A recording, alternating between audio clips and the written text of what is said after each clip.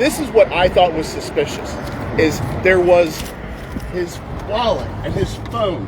There was about $15 in cash, like, laid out like this, as if to show this wasn't a robbery. It looked like someone set it there, like all nice. The wings were right by his feet. They hadn't been opened. The pizza was all over the road. The other thing I want to say, why was the car going this way if the pizza place is down that way? Right. That's the important thing I wanted to relate. They should not have been coming that way with fresh food. Welcome back to She's Alive. What you're about to hear will make you question everything you've been told about the death of Tyrone Davis Jr., better known as Stepdaddy Dro. When someone you love dies suddenly, you expect answers. You expect the truth. But what happens when the story you're being told doesn't add up? What happens when eyewitnesses see something completely different from what's in the police report? And what happens when the one person who was there, the one person who should be distraught, panicking, desperate for help, shows no emotion at all? Today, we're diving deep into the eyewitness account that's turning this entire case on its head. A nurse and her companion were the first responders on the scene where Tyrone Davis Jr. was found dying on the side of Archer Road in Gainesville, Florida. What they saw, what they heard, and most importantly, what they felt about the girlfriend's behavior is chilling. But before we get into the details, I need you to ask yourself something. If your loved one was lying injured on the side of the road, how would you react? Would you be calm? Would you be rehearsing a story? Or would you be screaming, crying, begging someone to tell you they're going to be okay? Keep that question in your mind as we go through this. On December 27th, 2025, around 5:02 p.m., a nurse named Brandy and her companion were leaving Texas Roadhouse when they came upon a scene that would haunt them. A car ahead of them had its flashers on. They went around it, and that's when they saw him, Tyrone Davis Jr., lying in the road. Brandy, being a nurse, immediately jumped into action. She checked his pulse. He had one. He was breathing. His pupils were normal. He was moving, disoriented, but alive. There were no signs of a car accident. No broken bones visible. No road rash. Just a brown spot on his shoulder. That's it. Now here's where things get strange. His wallet was laid out on the ground with $15 in cash displayed, as if someone was making it clear this wasn't a robbery. His phone was nearby. Unopened chicken wings sat by his feet. Pizza was scattered across the road. But here's the question that should make your stomach turn. Why was the car traveling in the wrong direction? The pizza place was one way. Their hotel was another way. But they were heading in the complete opposite direction with fresh, hot food. Why? Where were they really going? And why would someone with food they just picked up be driving away from their destination? The witnesses didn't just notice the physical evidence. They noticed something far more disturbing. About 15 to 20 minutes after they arrived on the scene, as the ambulance was preparing to leave, Tyrone's girlfriend finally showed up. And this is where the psychology of this case becomes impossible to ignore. Put yourself in her shoes for a moment. Your boyfriend, someone you're on vacation with, is lying on the side of the road, barely conscious, surrounded by strangers and paramedics. What do? You run up, right? You're frantic. You're asking, what happened? Is he okay? Can I see him? Please tell me he's going to be okay. But that's not what happened. According to the nurse, the girlfriend showed no concern. None. She didn't rush to Tyrone's side. She didn't ask if he was okay. Instead, she walked up calmly and immediately started telling her story. I was at the Circle K. We were arguing. He got out of the car because he was hot. The witness described it as rehearsed. Like she'd been practicing what to say. Like her priority wasn't Tyrone's condition. It was making sure her version of events was heard first. Think about that. Why would someone in genuine shock and fear be so focused on establishing a narrative instead of on the well-being of the person they love? What does that tell you about their state of mind? What does that tell you about what they know? And here's another psychological red flag. She told the nurse that Tyrone had no medical problems. But more importantly, she told them she'd been waiting for him at the Circle K for 5 minutes. 5 minutes. The witnesses said it wasn't even close to 5 minutes. The timeline doesn't match. Why lie about how long you were gone? Why does that detail matter so much that you'd inflate it? Unless, and this is the question the family is asking, unless you need to create distance between yourself and what really happened. The Gainesville Police Department is calling this a tragic accident. They say Tyrone jumped out of a moving vehicle. But the family isn't buying it. And after hearing what these eyewitnesses saw, Can you blame them? The family has been given 3 different stories by police. First, it was a slip and fall at a gas station. Then it became jumping out of a car. And now they're being told conflicting details that don't align with the medical evidence, showing blunt force trauma and a skull fracture. I'm now going to play you the full video from the eyewitness, the nurse and her companion, who were first on the scene. Listen carefully to their words. Listen to the emotion in their voices. Listen to what they saw and ask yourself, does this sound like an accident? Or does this sound like something else entirely? 5 o'clock, we left Texas Roadhouse, like 5:02. We were at this light behind a car. Yes. There was a red car in front of us. There was another guy involved too. Yes, I talked to him. Okay, you talked to him? Yes, Okay, I have good. his information. He pulls forward and he stops. And I'm like, what's this guy doing? And I honk and he turns his blinkers on. Like, okay, he's not working. We go around, we see someone's in the road. She's a nurse, so we immediately pull over. So where were you not to stop y'all? We were in this lane. The outside His lane? car would have been right here. He had the flashers on. He has flashers. We got here, we see his body. He was up there about 15 feet. We get out. She immediately runs over. I had gloves in the car. She's checking him. You want to say what you initially saw? He had a pulse. Okay. He was breathing. I opened up his pupils to make sure his pupils were good. They were normal. Okay.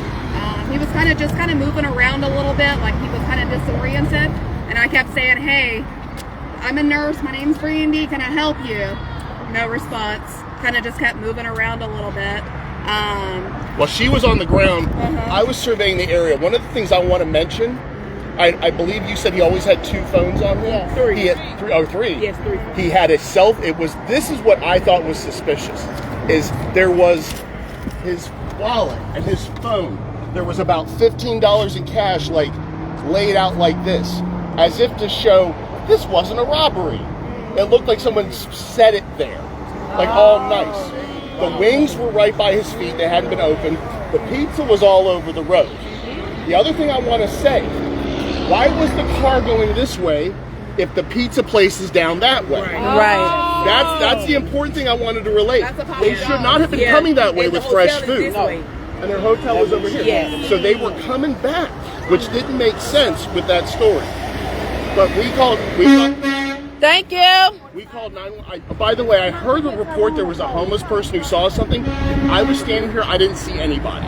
So I just wanted to mention that. Because we kind of thought that was a robbery or something like that. So we were trying to be super careful, wondering if there was anybody around. And we didn't see anybody. I told the guy that had pulled over, that had the flashers on, I told him, I said, call 911 right now. Yeah, I said, have you called 911 yet? He said, no. I said, call right now. And guess what? So, what's He up? reached out to me. Good. And he said that he was grunting when he Yes. walked He said over to before him. you guys came. As he pulled over, he saw paper in the road, so he slowed down. Then he saw a body. He said he thought it was a homeless person in the street, but he got out his car and realized the paper was money, not paper.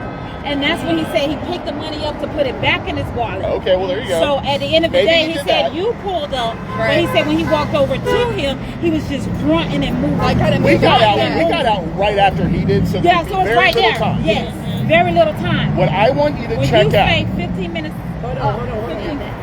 I know exactly where he was, but what do you want us to But check what out? I want you to check out is find out when 911 got the call and find out when the ambulance left, because she arrived about 2 minutes before the ambulance did. So if Before you, the ambulance? the ambulance was already here and she showed up. And the thing that I talk about is I don't know if she was driving or someone else was driving. She alleged she was driving. I'm going to say this. I have a lot of first responders in my family.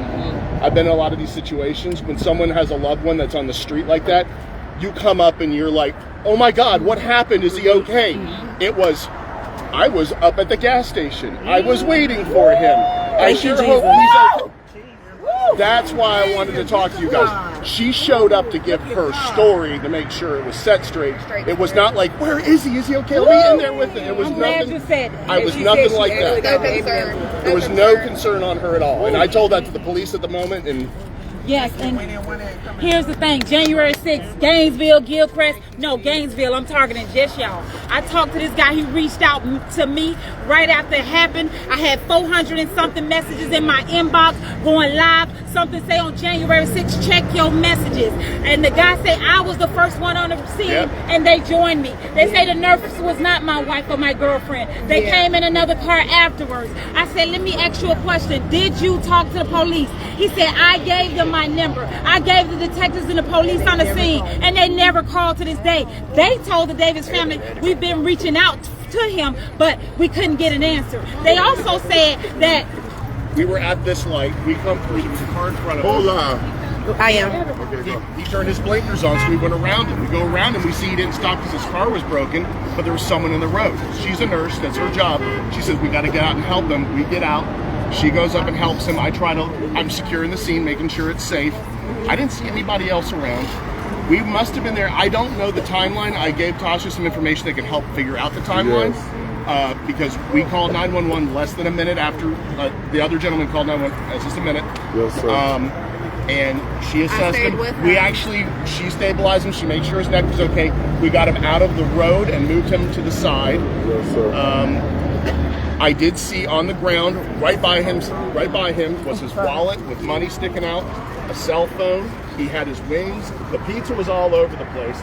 And what I told him is what I thought was weird is the pizza place is that way. And he had fresh hot food.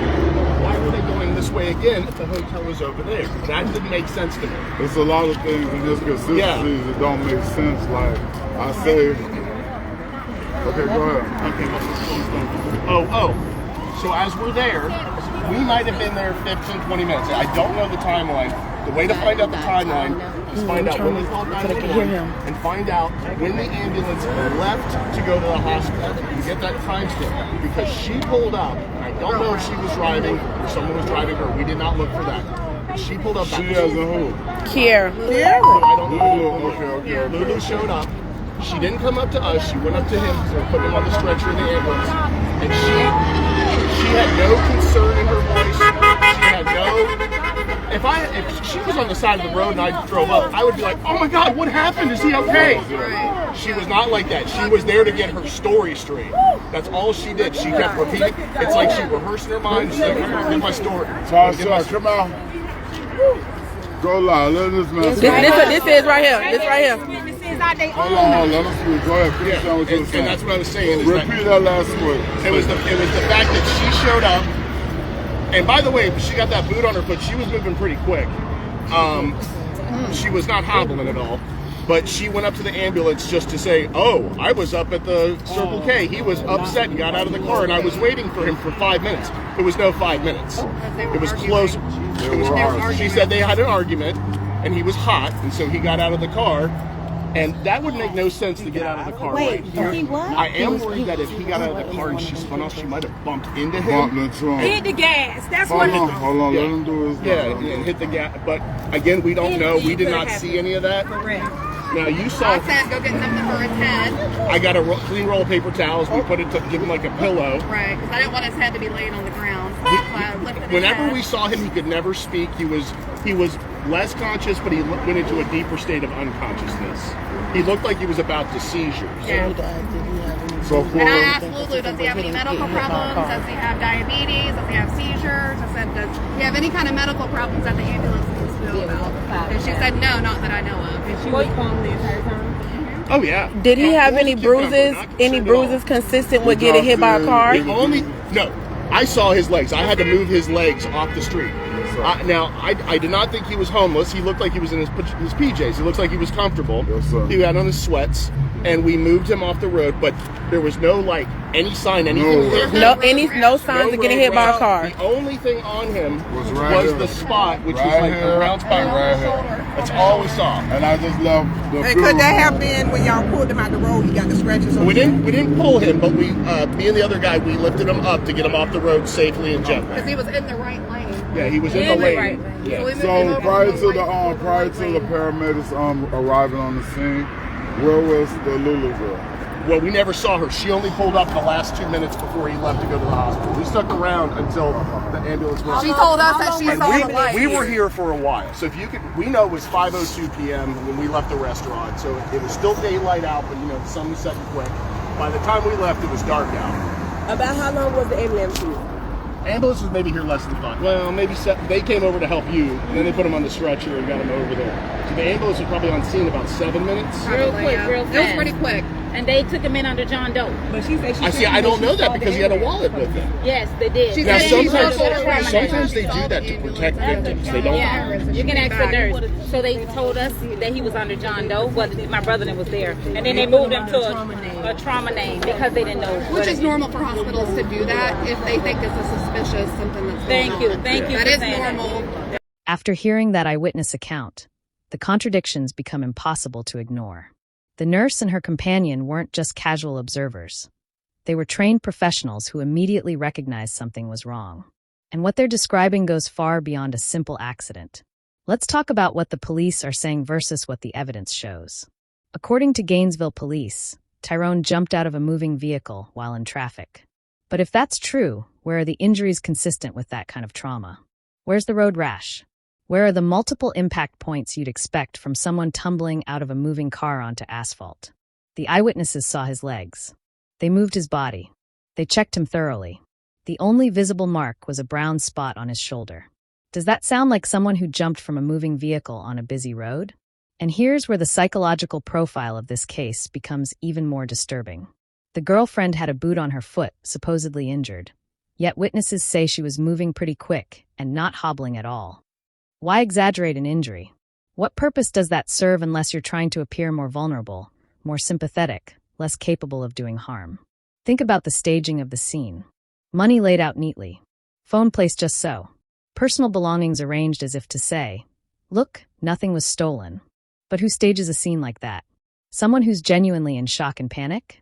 Or someone who's trying to control the narrative before anyone else arrives? The witness made a chilling observation. The girlfriend seemed more concerned with getting her story straight than with Tyrone's condition. She didn't ask about his injuries. She didn't ask if he was going to make it. She volunteered information no one had asked for yet, establishing an alibi, explaining why she wasn't there, creating a timeline that conveniently removed her from the moment of injury. This is classic deflection behavior. When someone is truly innocent and traumatized, their focus is entirely on the victim. But when someone is worried about being implicated, their focus shifts to explanation and justification. They need you to understand why they weren't there, why it's not their fault, why the circumstances are exactly what they say they are. What do you think really happened to Tyrone Davis Jr.? Was this truly an accident, or are we looking at something much darker? Drop your thoughts in the comments below, because this family deserves to know that people are paying attention and demanding justice.